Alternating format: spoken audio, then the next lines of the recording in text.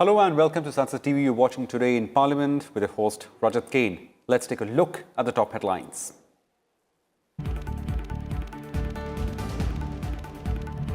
In Lok Sabha, Mines and Minerals Development Regulation Amendment Bill 2021 moved for considering and passing private members' business to be taken up.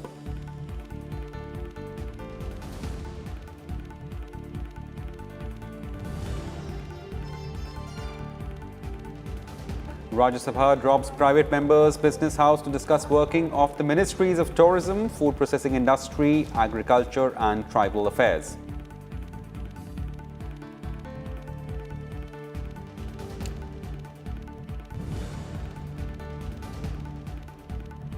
And amid rising coronavirus cases, Rajya Sabha Chairman M. Venkaiah Naidu appeals to all MPs to adhere to strict COVID-19 protocols.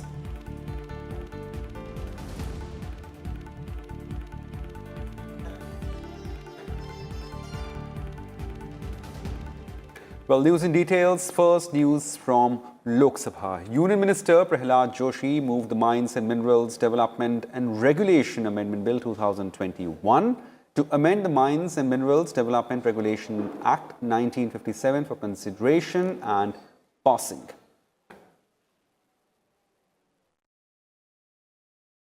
Mining is a very important sector. We have the same mineral potential compared to South Africa and Australia. India produces around 95 minerals, and despite having the same geological mineral potential. Another bill listed for consideration and passing is the Constitution Scheduled Caste Order Amendment Bill 2021 to amend Constitution Scheduled Castes Order 1950 to modify the list of scheduled castes in the state of Tamil Nadu. Also in the agenda is private members' business from 3:30 p.m. onwards. Further discussion on the regulation, the welfare measures for Anganwadi workers and Anganwadi helpers moved by MP Ritesh Pandey will be taken up. MP Saugata will move resolution steps to bring CBI under control of Lokpal. MP Sadashiv Lokhande will move the resolution urging government to ensure provisions of highly subsidized food grains facilities to all BPL ration card holders under the One Nation, One Ration Card scheme. And member N.K. Prem Chandran will move resolution urging government to thoroughly revise and extend the deadline for inviting suggestions on the Blue Economic Policy framework.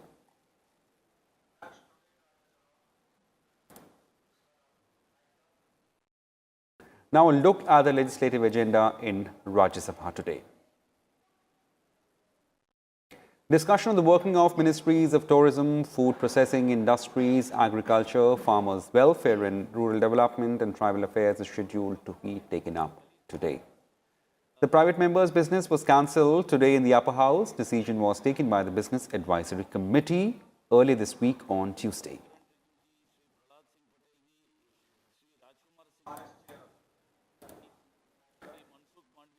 Well, Rajya Sabha Chairman M. Venkaiah Naidu made an important appeal to the members for enhancing productivity and efficacy of the House on Friday. He asked the members to continue to the subject matter of zero-hour submissions. Chairman stressed the allegations and counter-allegations made by any side failed to address the real issues.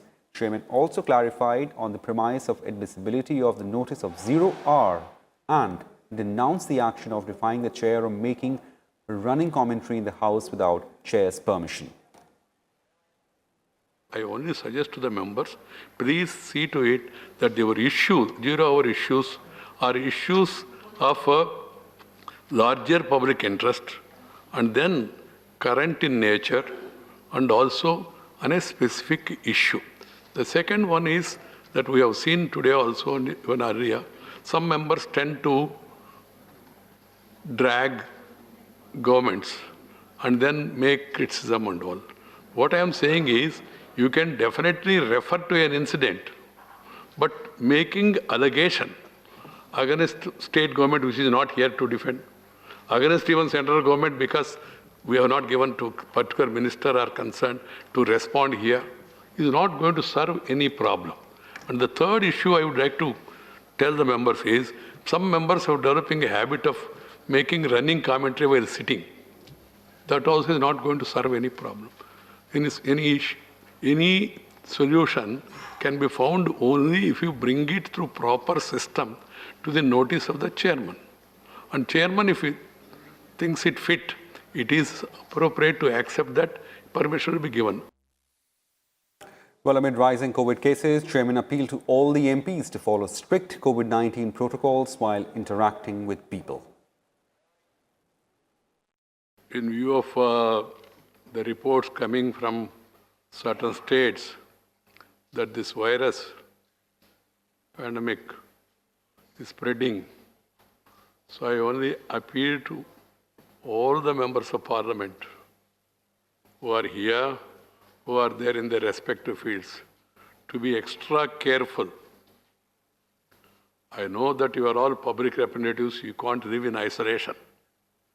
But at the same time, while dealing with people, meeting them, or going to the constituency or areas, be careful, follow strictly the advice given by the Health Ministry and Home Ministry, central government, as well as the guidelines issued by the state governments concerned from time to time, and see to it that they are implemented. Well, Finance Minister Nirmala Sitharaman provided clarity on the import of GST levied on medicines for spinal muscular atrophy. She denied taxes levied on these medicines run crores as claimed earlier by Congress MP Vivek Tankha during Zero Hour. The issue was raised by Congress MP Vivek Tankha earlier this week during the Zero Hour. I would like to apprise the House that assessment made by Honourable MP regarding the tax component may not be right. All life-saving drugs imported for personal use are exempt from basic customs duty, either unconditionally for specified medicines or subject to a certificate to be issued. Import of stated medicine for personal use for treatment of spinal muscular atrophy is entitled to this concession. However, such life-saving medicines attract GST rate of 5%, which comes to about 80 lakhs in this case. GST rates are prescribed on the recommendation of the GST Council. The Council has vested in the Union Finance Minister a power to grant ad hoc exemption on case-to-case basis in the circumstances of exceptional nature. In exercise of this power, ad hoc exemptions from IGST has been allowed for such imports on a case-to-case basis. Well, members raised issues of public importance during Zero Hour in special mentions. Member GVL Narasimha Rao raised problems faced by spice exporters, and member Sujit Kumar demanded reduction on the GST for cancer treatment drugs. मेरा आपसे माध्यम से सरकार से यही कहना है कि CWC की मीटिंग में इसकी और चिंता की जाए, क्योंकि ये अगर जवई बांध हमारे पश्चिमी राजस्थान में पूरे मारवाड़ की लाइफलाइन है। आज़ादी के पहले इसका निर्माण शुरू हुआ, 1957 में पूरा बना और हम गांव तो जोड़ते जा रहे। अब लगभग 40 गांवों के 10 लाख से ज़्यादा आबादी इससे ड्रिंकिंग हो रही है। अभी स्टेट गवर्नमेंट ने और केंद्र गवर्नमेंट के सहयोग से जल शक्ति मंत्रालय ने और इसमें 500 गांव जोड़े, लेकिन किसानों की धरती आज भी खाली सूखी रह जाती है। इसलिए मैं आपके माध्यम से सरकार से आग्रह करूंगा कि जवाई पुनर्भरण की योजना को जितना जल्दी हो सके, क्योंकि बड़ी योजना है, 6000 करोड़ से ज़्यादा की योजना है, इस योजना की चिंता करके इसको शुरू करें। सरकार जब जानवरों की गणना कर सकती है, पेड़ों की गणना कर सकती है, तो समाज के इस महत्वपूर्ण घटक ओबीसी की जनगणना के बारे में सरकार ने 2018 में भी आश्वस्त किया था कि हम ओबीसी की जनगणना करेंगे। 2019 में भी सरकार ने इसको फिर से कहा था कि हम इस जनगणना के दिशा में जा रहे हैं। और अभी जो देखा गया है तो ओबीसी का कॉलम उसमें से हटाया गया है और ओबीसी को सही लाभ अगर देना है तो उनकी जनगणना होगी तो ही सही मायने में कितना लाभ मिल रहा है, कितना लाभ नहीं मिल रहा है, इसके बारे में सरकार भी पहल कर सकती है। इसलिए मेरा आपके माध्यम से सरकार से ये आग्रह है कि ओबीसी की जनगणना के बारे में सरकार ने तुरंत इस बारे में सोचना चाहिए। Mexico, which is a significant major consumer of chilies, imposes Sagarpa inspection restrictions on the Indian side, whereas similar inspection on the export side is not imposed on China. So this kind of double standards, I would say, actually deprives our farmers of getting right value for their produce and deprives exporters to export to a high value market like Mexico. Therefore, I request both the ministries to take note of this and set up help desks in every mission where our exporters can go for a redress of their problems related to payments. Today, in the GST regime, most of the drugs used for cancer treatment is categorized in the 12% GST slab. As per an industry report estimate, the revenue earned by Government of India through 12% GST on cancer drugs is approximately 582 crore. Sir, you will agree with me that if we calculate the burden on the country's public healthcare due to the unaffordability of cancer treatment, it would be several times more than this revenue of 582 crore which the government earns. Moreover, it has a cascading effect on the economy of the country also, sir. Sir, just 10 seconds, sir. Sir, if government can keep the GST on COVID vaccine at 5%, why can't it reduce the GST on cancer drugs also, sir? Sir, so through you, I would request the GST Council to consider the just demand of reducing the GST on the cancer drugs, sir. Cuttack rail station को जातीय rail station में मान्यता दिगला 10 वर्ष पूर्व गोटे इटा खंड जोखा जाऊ ना तेणु मुझे नवेदन करी मानवर अध्यक्ष जरिया रेल भाई विभाग को कटक रेल स्टेशन नवीकरण हो द्वितीय रेल स्टेशन नाराज पुनर्निर्माण करी तार समस्त ट्रेन से जाऊ एवं जेते एक्सप्रेस ट्रेन अच्छी से कटक दे जाए आस करू। Cuttack is not just a district, Cuttack is hub of the Odisha judicial health educational centre of the state commercial centre. मानवर इस कोरोना काल के कारण से लाखों की संख्या में इस पर्यटन उद्योग से जुड़े हुए लोग, कारीगर, होटल चलाने वाले, टैक्सी चलाने वाले, ये सब भूखमरी के कगार पर है। मानवर एक साल से इनके पास कोई कार्य नहीं है और इनकी संरक्षण करने के लिए अधिकार स्थायित्व सरकार पर आता है। मानवर आगे यदि कोरोना चलता रहा और यदि उनका एक साल और कहीं पर्यटन से जुड़े हुए इन सारे लोगों को कार्य करने का मौका नहीं मिलता है तो भूखमरी के कगार पर चले जाएंगे। मानव मेरी आपसे प्रार्थना है कि आपके माध्यम से सरकार उनके संरक्षण की व्यवस्था करे।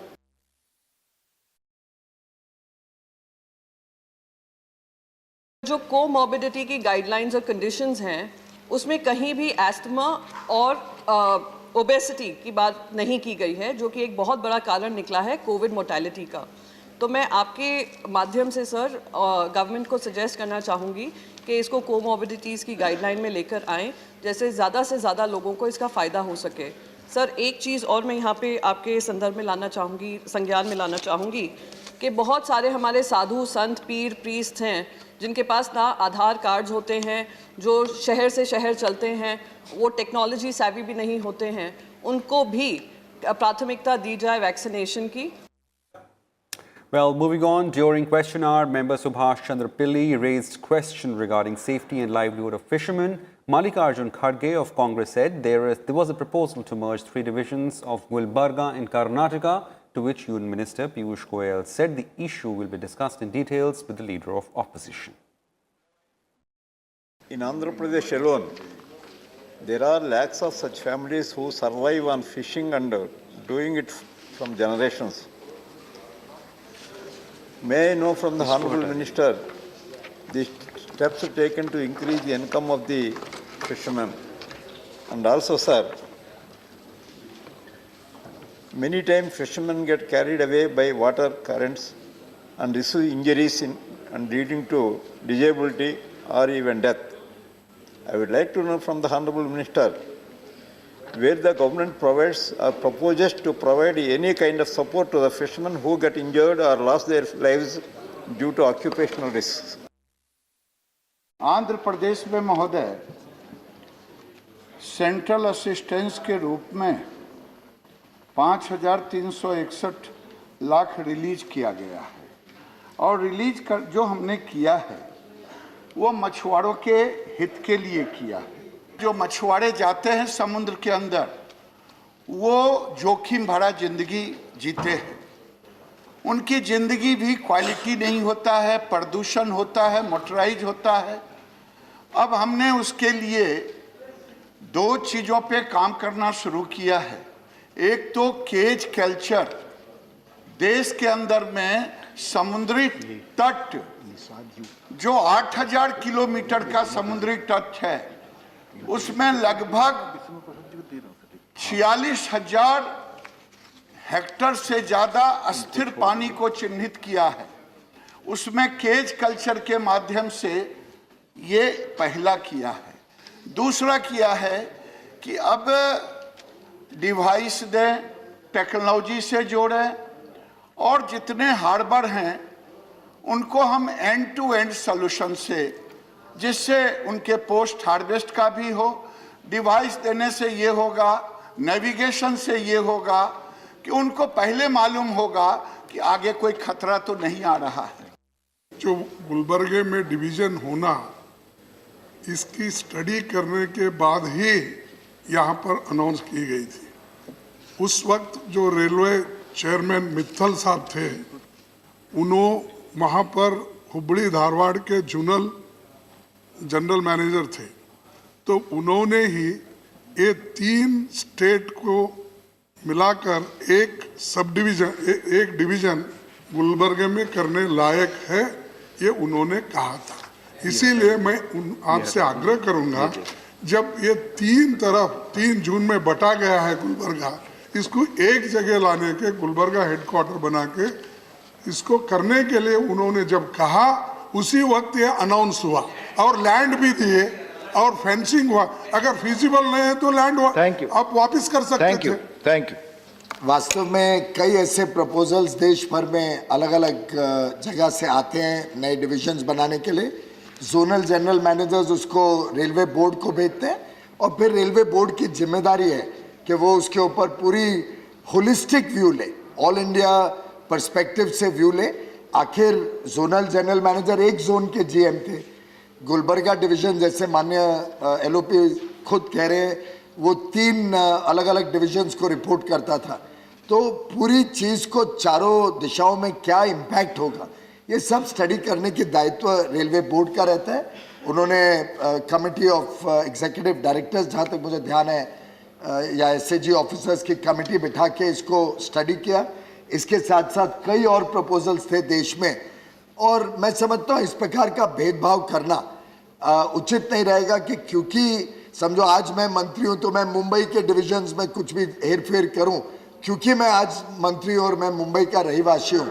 मैं समझता हूँ कि इसको एक प्रैक्टिकल व्यू पॉइंट लेना पड़ता है, ऑपरेशनल फिजिबिलिटी देखनी पड़ती है, खर्चे कितने बढ़ रहे हैं, उसका लाभ क्या होगा। फिर भी मैं माननीय एलओपी साहब के पास स्वयं जाऊंगा, रिपोर्ट और डिटेल्स लेके जाऊंगा और उनके साथ चर्चा करूंगा। धन्यवाद। Well, our correspondent Akhilesh Suman joins us live from the Parliament House complex. Many thanks, Akhilesh, for joining us. It's been a busy session and busy day so far in both houses. Just take us through all the important points or the highlights of the day so far. You know that it can be said that it is one of the most productive sessions I've been seeing, and questions were asked, answers were given, and also members raised the issues of importance in 0 hour. And sometimes, though deputy chairman or the chairman had to intervene, but not in a manner that should disrupt the house in any way. So I think it was a very productive session, and most of the questions you might be seeing that pertain to Railway Ministry or Agriculture Ministry or Rural Development Ministry or Food Distribution Ministry. So these are all, that you can say that these are all very important ministries, and these are very much related to the common people. And Right. in that way, you can say that railway was discussed in more, you can say that more bigger way, better way. And, there was a LOP also who stood and intervened in the manner. So you can understand the importance of question hour as far as the railway is concerned today. There was some argument between Congress member Jairam Ramesh and Railway Minister Piyush Goyal on the issue of disinvestment, selling of and privatization of railway.